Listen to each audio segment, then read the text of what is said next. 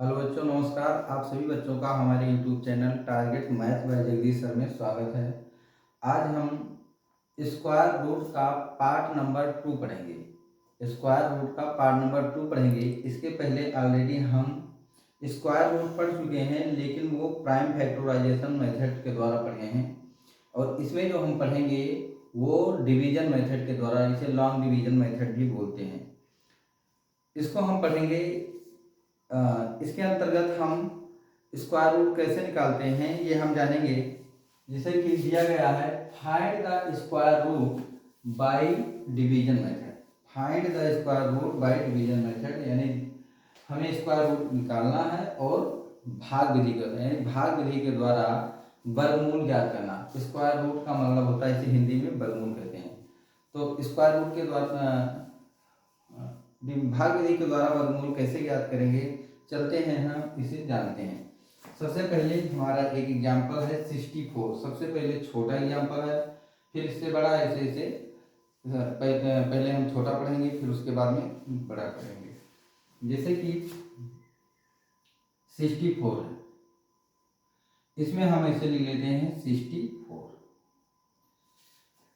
एक ये उससे थोड़ा हटकर है, ये डिवीजन मेथड के द्वारा है। प्राइम फैक्टराइजेशन तो एलसीएम के जैसा था, लेकिन ये उससे थोड़ा सा अलग है। तो हम सबसे पहले 64 यहाँ लिखेंगे और यहाँ पर ऐसे उसके नीचे लाइन खींच देते हैं। और सबसे पहले हम दी गई संख्या का पेयर बनाते हैं। तो हमारे पास जो संख्या है वो ऑलरेडी 2 ही है, इसे पेयर बनाने की जरूरत नहीं है क्योंकि ये पेयर में दिया गया है। तो हम यहाँ पर ऐसी संख्या लिखेंगे जो कि हमारा 64 हो जाए या इससे कम हो, लेकिन ज़्यादा ना हो। हमारा 64 हो सकता है या इससे कम हो सकता है, लेकिन इससे ज़्यादा नहीं हो। तो यहाँ पर 5 5 जो 25 बहुत कम है, 6 6 या 36, 7 7 या 49, 8 8 या 64। तो एक संख्या यहाँ पर ऐसी बैठ रही है जो 8 यहाँ लिखा जाएगा, 8 यहाँ लिखा जाएगा, और जितनी बार टेबल पढ़ेंगे वो भी यहीं लिखा जाएगा। तो 8 8 या 64 हमारा जो दी गई संख्या है वो कट भी गई, यानी इसका आंसर एक ही स्टेप में आ गया, 8 8 या 64। तो हमारा जो स्क्वायर रूट होगा, यानी इसका जो वैल्यू होगा 64 का स्क्वायर रूट, इसका जो वैल्यू होगा वो हो जाएगा 8। ये रहा हमारा आंसर। चलते हैं, ये तो बहुत इजी था, लेकिन हम चलते हैं जो थोड़ा सा टफ होते हैं क्वेश्चन। जैसे कि जब 3 4 5 डिजिट आने लगते हैं तो वहां पर क्वेश्चन टफ हो जाता है। जैसे कि 1 7 4 2 4, 1 7 4 2 4। हमारे पास जो संख्या दी गई है ये 1 2 3 4 5 है, यानी ऑड नंबर है। तो ऑड नंबर का हम इसको पेयर में बनाएंगे, कन्वर्ट करेंगे। तो पेयर जब हम पेयरिंग करते हैं तो पीछे की साइड से करते हैं, ना कि आगे से। तो 2 4 का बन गया एक पेयर, 7 4 का बन गया। ये हमारा 1 अकेला है, तो इसको आगे 0 बढ़ाकर हम इसका भी पेयर बना लेंगे। ध्यान दें, ये समझने वाली बात बहुत ही ज़्यादा है, क्योंकि यदि हम आगे से पेयर बनाएंगे तो हमारा क्वेश्चन पहले ही गलत हो जाएगा। इसी कारण हम जब पेयर बनाते हैं तो हमेशा पीछे से बनाते हैं।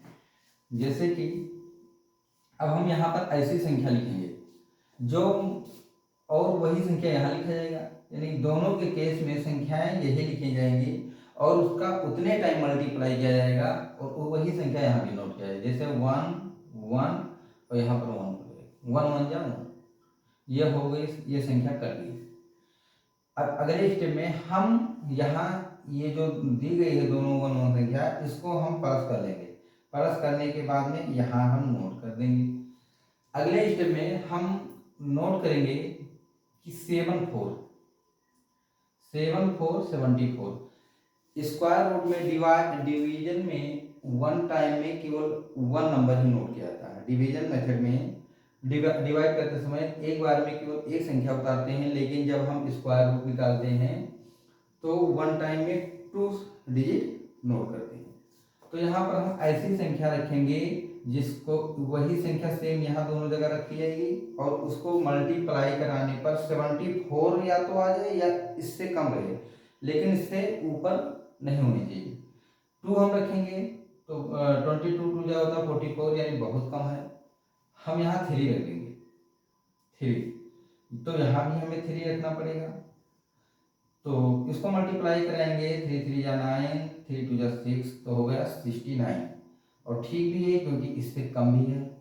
यहाँ 3 वही 3 यहाँ भी नोट होगा।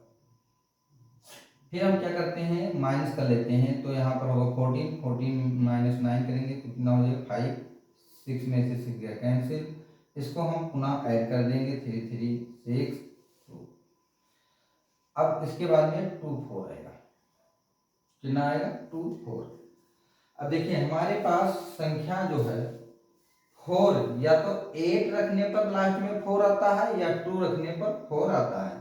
तो हम क्या है, हमारी संख्या जो दी गई 524 है, यही से हमारा क्लियर हो रहा 524। और हम यहाँ पर यदि 8 रखने तो हमारी संख्या 8 2 16 यानी बहुत ज़्यादा हो जाएगा। इसी कारण हमारा यहाँ 2 एप्रोप्रिएट है, 2 यहाँ पर बिल्कुल सही है। तो 2 2 जा 4 हो रहा है, 2 6 जा 12, 2 2 जा 4 1 5, और यही 2 यहाँ पर नोट हो जाएगी। तो अब ये संख्या यहाँ पर कैंसिल हो जाएगी। अब इसको इससे हमारा कोई मतलब नहीं रहता है, जो ऊपर लिखा रहता है वही हमारा आंसर होता है। तो स्क्वायर रूट जो है 17424 का ये आ जाएगा 132, यानी इसमें हमें पेयर बनाने की आवश्यकता नहीं होती है, इसका आंसर एक बार में आ जाता है। यदि आप ये मेथड समझ लेंगे तो ये बहुत इजी हो जाता है। उसमें बार बार प्राइम फैक्टर निकालना रहता है, संख्या किससे कटेगी, लेकिन ये एक बार में ही सब कैंसिल हो जाते हैं। चलो हम अगला एग्जाम्पल लेते हैं, 10609। इसको भी देखते हैं, इसका भी पेयर बना लें। ये पेयर बन गया पीछे से, आगे एक ही है तो एक 0 हो जाएगा। अब ये संख्या का पेयर होगा, यहाँ 1 हो जाएगा, यहाँ भी 1, यहाँ भी 1, 1 1 जा 1, यानी 1 1 2 हो जाएगा। यहाँ 2 लिखेंगे और ये हो जाएगी कैंसिल। यहाँ 06 है, यानी तो यहाँ पर कौन सी संख्या ऐसा है कि लिख देने पर हमारा ये 0 हो जाए, इससे छोटी। तो क्या हो जाएगा भाई, यहाँ पर 0 0 यहाँ रख देंगे, 0 यहाँ रख देंगे, 0 हमारा यहाँ हो जाएगा। तो फिर क्या हो जाएगा, यहाँ भी 0 हो जाएगा। फिर 6 नोट करेंगे, फिर अगले स्टेप में इसको ऐड कर लेंगे तो ये हो जाएगा 20, और यहाँ पर हो जाएगा 09। तो यहाँ हम कोई ऐसे संख्या रखेंगे जो कि यहाँ दोनों जगह पर रखेंगे, उसे मल्टीप्लाई कराएंगे और या तो इतना हो जाए 609 या इससे कम हो जाए। तो हम देखते हैं यहाँ पर 3 रखने पर, क्योंकि 3 3 जा 9 होता है, या 7 7 जा 9 होता है, तो 7 रखने पर बहुत बड़ी हो जाएगी। तो 3 लिखेंगे, 3 3 जा 9, तो इसको मल्टीप्लाई कराएंगे, 3 3 जा 9, 0, 3 2 जा 6, और यहाँ भी 3 हो जाएगा। तो इस प्रकार ये हमारी संख्या कट गई, और हम इसका स्क्वायर रूट निकालना था 10609, और फिर इसके बाद में इसका जो स्क्वायर रूट निकाले हैं तो आ गया है 103। तो ये रहा हमारा डिवीजन मेथड के द्वारा स्क्वायर रूट निकालना।